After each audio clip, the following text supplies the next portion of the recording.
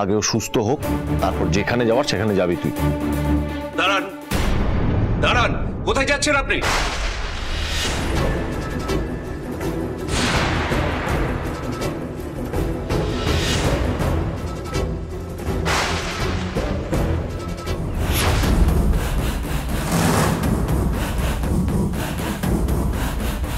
আপনি এইভাবে ঢুকে আসতে পারেন না।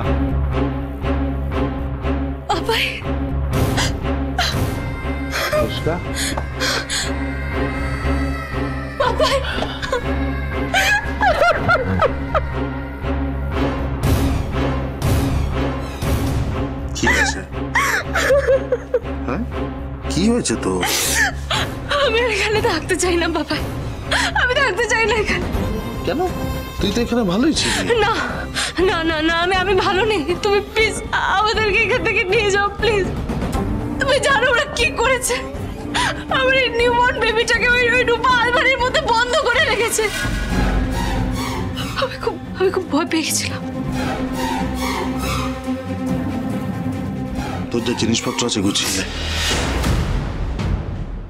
তোর এক্ষুনি আমার সাথে এখান থেকে চলে যাবি, এখানে থাকার দরকার নেই। আমি তোদের জন্য নিচে ওয়েট করছি। আপনি এটা কি বলছেন সূর্য? উনি কি বলছেন? দাঁড়াও দাঁড়াও, তুমি কোথাও যাবে না। সূর্য তুমি কিছু বলো।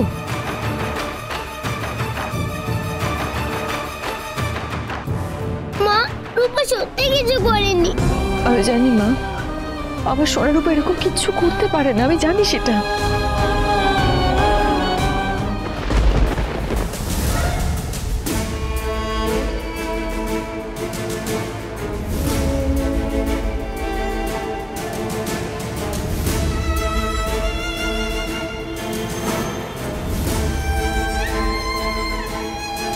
কেমন অন্ধকার নেমে এলো ভগবান, এর কি কোনো শেষ নেই?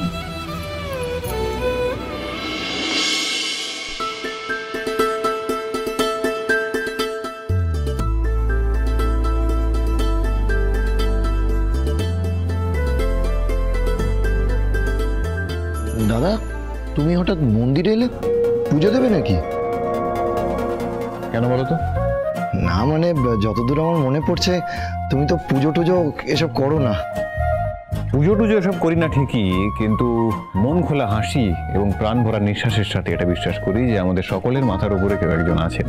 দাদা, একটা মন্দিরে যাবে? খুব জাগ্রত, মন থেকে যা চাইবে তাই পাবে। নিভৃত প্রাণেরও দেবতা যেখানে জাগেন একা। হ্যাঁ,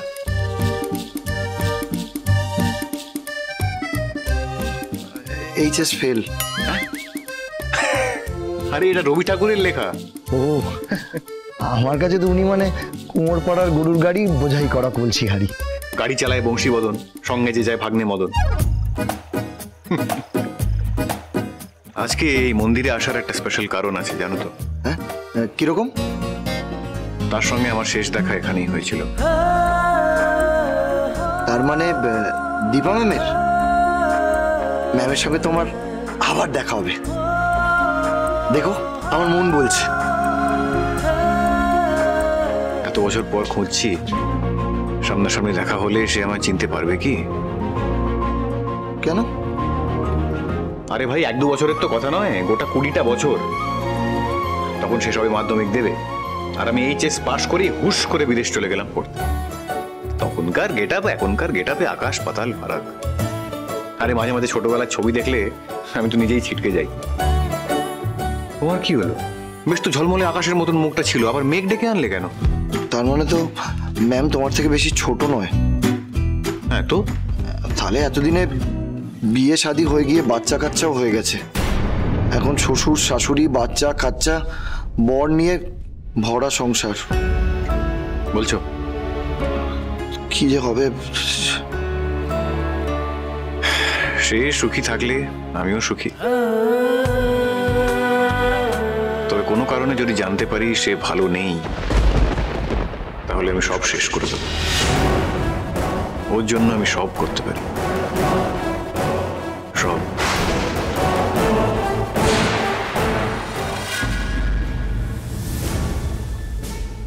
এই পেপারটায় তুমি সই করবে।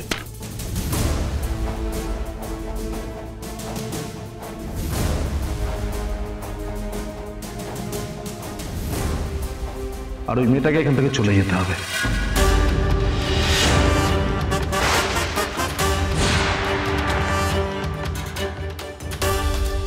এটা আপনি কি বলছেন? বুঝতে পারছেন না? আমি তো ক্লিয়ারলি বললাম যা বলার, তাও বুঝতে পারছেন না? আপনার মাথা ঠিক আছে তো? দেখুন, আপনি যেটা করছেন সেটা কিন্তু ঠিক করছেন না। শরাব!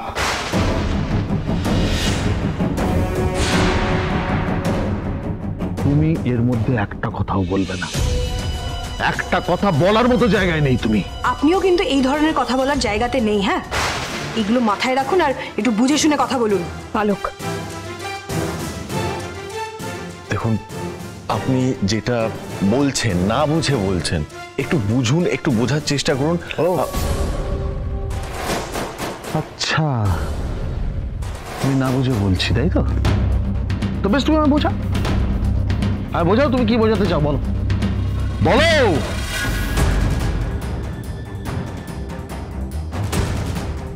তোমরা যদি সবাই ভেবে থাকো এটা যে আমি মিশকার বাবা নই বলে মিশকার মাথার ওপর কেউ নেই, তাহলে তোমরা সবাই খুব ভুল ভাবছো। মিশকার সঙ্গে যেটা ঘটছে আমি কিন্তু ছেড়ে দেব না। দেখুন, মিশকা তো জীবনে কম অন্যায় করেনি। আমি জানি। ইউ আর রাইট, আমি জানিও কম অন্যায় করেনি, কিন্তু তার মানে এই নয় ওর সাথে যেটা হচ্ছে এটা এটা মেনে নিতে হবে ওকে, এটা ঠিক হচ্ছে ওর সাথে। আপনি কি মনে হয় ঠিক হচ্ছে? আপনি তো একজন মা, আপনি বলুন প্লিজ।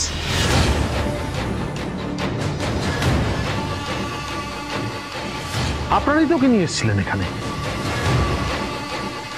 ওকে আপনারা এখানে নিয়ে এসেছিলেন, আপনারা বলেছিলেন যে ও এখানে থাকবে, ওর সমস্ত রকম দেখাশোনা যত্ন আত্মি নাকি আপনারা করবেন।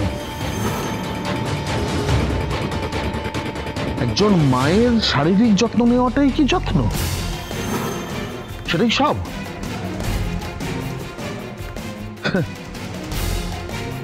তার মানসিক যত্ন নেওয়ার কোনো প্রয়োজন নেই?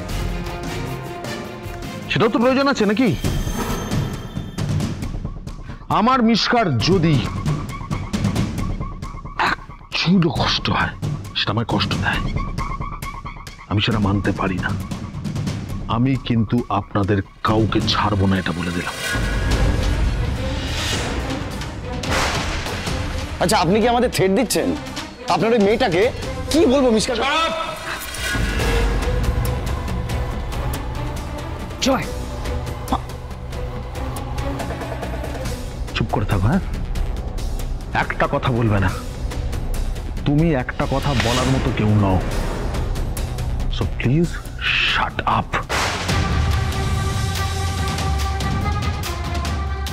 এক্সকিউজ মি, আপনি প্লিজ একটু শান্ত হন, এত এক্সাইটেড হবেন না। ভেরি গুড, আমি শান্ত হব? হ্যাঁ, আপনি আমাকে শান্ত হতে বলছেন? আচ্ছা, আপনি আমাকে একটা কথা বলুন, আজকে যদি ওই রূপার জন্য মিশকার বাচ্চাটার কিছু হয়ে যেত, কোনো বড় ঘটনা ঘটে যেত, তাহলেও সামনে দাঁড়িয়ে এটাই বলতেন তো, আপনি প্লিজ শান্ত হন বলতেন? আপনি প্লিজ আমার কথাটা শুনুন। রূপা ছোট্ট একটা বাচ্চা, মাত্র 6 বছর বয়স। বাচ্চা? আপনি বাচ্চা বলছেন? একটা 6 বছরের বাচ্চা পাক্কা ক্রিমিনালদের মতো কাজ করেছে, তাকে আপনি বাচ্চা বলছেন? আপনি জানেন আপনি কি বলছেন? বাচ্চা না কথাগুলো বলতে? কিন্তু ওর জন্য আমার মিশকার বাচ্চার যদি কোনো ক্ষতি হয়ে যায়, আমি কিন্তু ওর এগেনস্টেও আইনি পদক্ষেপ নিতে বাধ্য হব। থামুন, অনেকক্ষণ ধরে শুনছি আপনি যা নয় তাই বলে চলেছেন। আপনি যেমন আপনার মেয়েকে আগলে রাখছেন, তার অন্যায়টা আপনার কাছে অন্যায় নয়, তেমন আমিও আমার মেয়েকে বিশ্বাস করি। আমি জানি ও এরকম কোনো অন্যায় করেনি, করতে পারে না। আপনি কোন সাহসে আমার দিদি ভাইকে এই তকমাটা দেন? কি মনে করেন আপনি নিজেকে? আপনি আপনার বড় বউকে চুপ করতে বলুন দয়া করে, আমি ওর সঙ্গে কোনো কথা বলতে চাইছি না। না না, আমি সব মেনে নিয়েছি বলে আপনি ওইটুকু মেয়েকে। মিসেস লাবণ্য সেনগুপ্ত, আপনাকে একটা কথা বলি, আপনি তো দেশের নিয়ম কানুন আইন সবই খুব ভালো করে জানেন। আপনার ছেলে এক বাড়ির মধ্যে দুটো বউ নিয়ে যা করছে, এটা সমাজ আইন মেনে নেবে তো?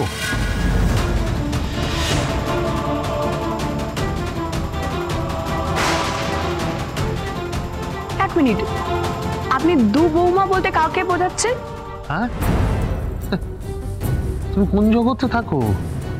মিশকাকে? এক মিনিট, আপনার মিশকা আর যাই হোক আমাদের সূর্যর বউ নয়। ওর বাচ্চার মা তো।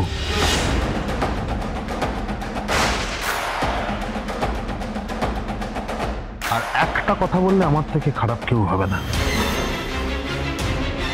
এমন কেসে পুরো ফ্যামিলিকে ফাঁসাবো না, দুটো জেনারেশন লেগে যাবে শুধু এটা থেকে বেরোতে। এটা আপনার কি ধরনের অসভ্যতা?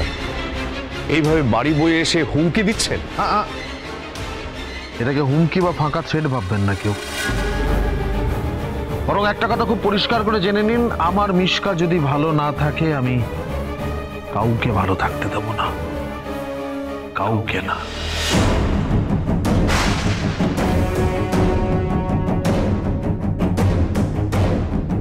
আপনাদের যদি অসুবিধা থাকে বলে দিন, আমি মিশকাকে নিয়ে এখান থেকে চলে যাচ্ছি। কিন্তু বাচ্চাটার শরীরের অবস্থা ভালো নয়, ওর চিকিৎসা চলছে। ওকে দেখুন, দু নৌকায় তো পা দিয়ে চলা যায় না। হয় মিশকা এবং তার বাচ্চা আপনাদের এই বাড়িতে থাকবে, না হলে আপনাদের আদরের বৌমা দীপা থাকবে।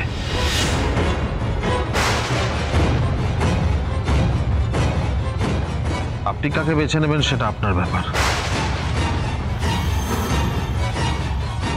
এই মিউচুয়াল ডিভোর্সের পেপারটায় সূর্যকে সই করতে হবে।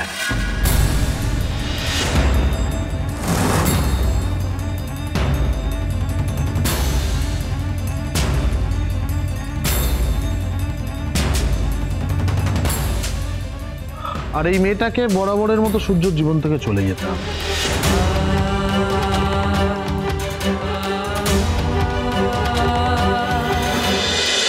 অনুরাগের ছোঁয়া